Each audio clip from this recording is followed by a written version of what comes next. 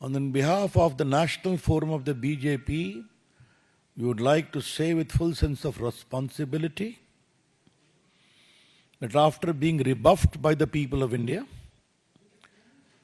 the Congress party, its allies, and its closest allies, the Toolkit Gang,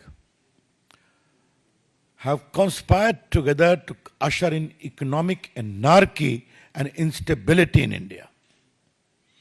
देश में आर्थिक अराजकता और आर्थिक अस्थिरता स्वाभाविक है. Hindenburg is again at the same game.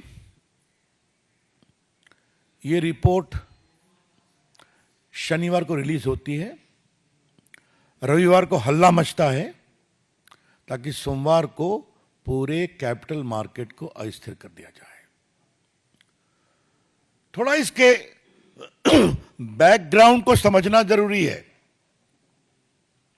Bharat की अर्थव्यवस्था बहुत तेज गति से बढ़ रही है, इस पर चर्चा हम लोग कर चुके हैं. क्या वर्ल्ड बैंक, क्या मूडीज, क्या अदर्स, सबों ने भारत की ग्रोथ रेट को बहुत अप्रिशिएट किया है. भारत में one of the highest global FII, FDI आए हैं. भारत में इंस्टीट्यूशनल इन्वेस्टर भी हैं, छोटे इन्वेस्टर भी हैं, जो अपने इन्वेस्टमेंट के रिटर्न से बहुत खुश हैं.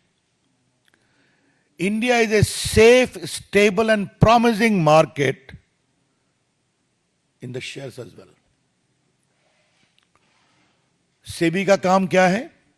सेबी को उसकी कानूनी जिम्मेवारी है कि ये मार्केट ठीक चले. और जो मित्र इसको फॉलो करते हैं, आपको मालूम है कि सेबी एक्ट में सुनवाई का प्रावधान है.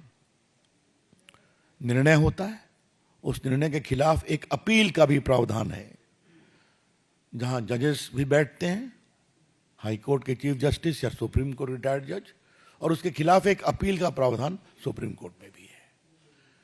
तो एक पूरा स्टैट्यूटरी स्ट्रक्चर है कि भारत के कैपिटल मार्केट को किस तरह से मैनेज किया जाए.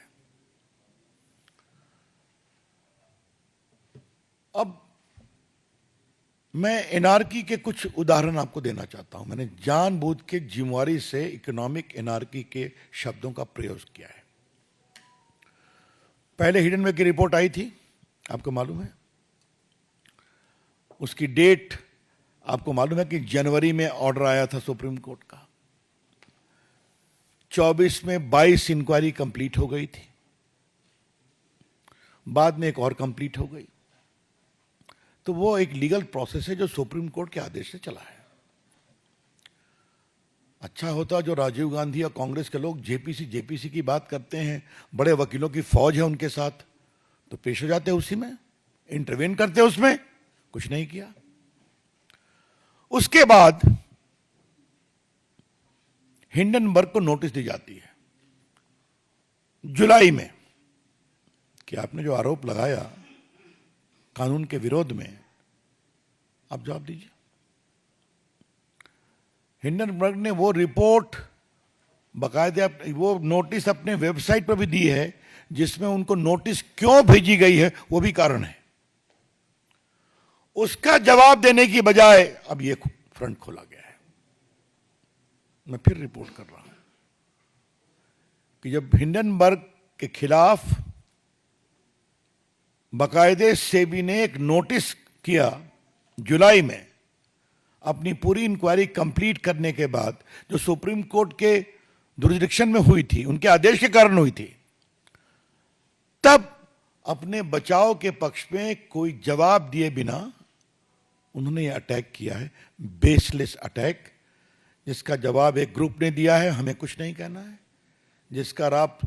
जिसका जवाब सेबी के चेयरपर्सन ने दिया, उनके परिवार ने दिया, हमें कुछ नहीं कहना है. जिसका जवाब सेबी ने भी दिया है.